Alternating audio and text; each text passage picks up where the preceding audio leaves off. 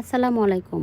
আজকে আমি এমন একটা জায়গার কথা বলবো, জায়গাটা কে কে গিয়েছিলেন কমেন্টে আমাকে জানাবেন। যেখানে স্বচ্ছ নদীর বুকে ছড়িয়ে ছিটিয়ে থাকা সাদা পাথরগুলো দূর থেকে দেখতে দুধের মতো শুভ্র। পাহাড় থেকে নেমে আসা ঠান্ডা জল, নীল আকাশ আর সবুজ পাহাড়ের সঙ্গে মিলেমিশে তৈরি করে এক অসাধারণ শান্ত পরিবেশ। এখানে দাঁড়ালে মনে হয় শহরের সব ক্লান্তি যেন মুহূর্তেই মিলিয়ে যায়। হ্যাঁ, আমি সেই সিলেটের সাদা পাথরের কথাই বলছি।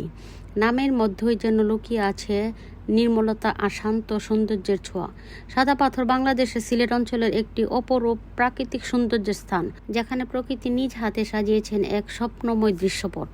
নদীর জলে পা ডুবিয়ে বসে থাকা, পাথরের উপর বসে গল্প করা কিংবা শুধু চারপাশের সৌন্দর্য উপভোগ করা, সব কিছুই হয়ে ওঠে এক অনন্য অভিজ্ঞতা।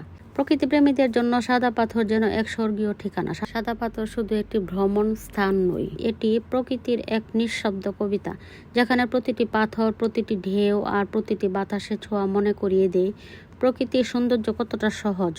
সাদা পাথরের স্বচ্ছ পানি বরফের মতো ঠান্ডা। পাহাড়ি ঝর্ণা থেকে নেমে আসা এই পানি এতটাই ঠান্ডা যে গরমের দিনে পা ডুবালে শরীর ও মন দুটি সতেজ হয়ে যায়।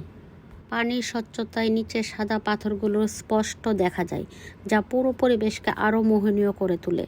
এই ঠান্ডা পানির টানে দেশ বিদেশের অসংখ্য পর্যটক এখানে ছুটে আসে।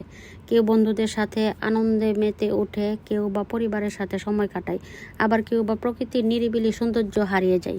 নদীর বুকে গল্প করা, পানিতে পা ডুবিয়ে ছবি তোলা, সবকিছু হয়ে ওঠে স্মৃতিময় মুহূর্ত।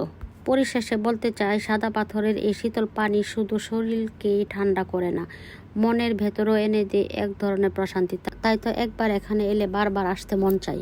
আজকের জন্য ভিডিওটি এখানেই শেষ করছি। ভালো লাগলে লাইক, কমেন্ট করে পাশে থাকবেন। ধন্যবাদ।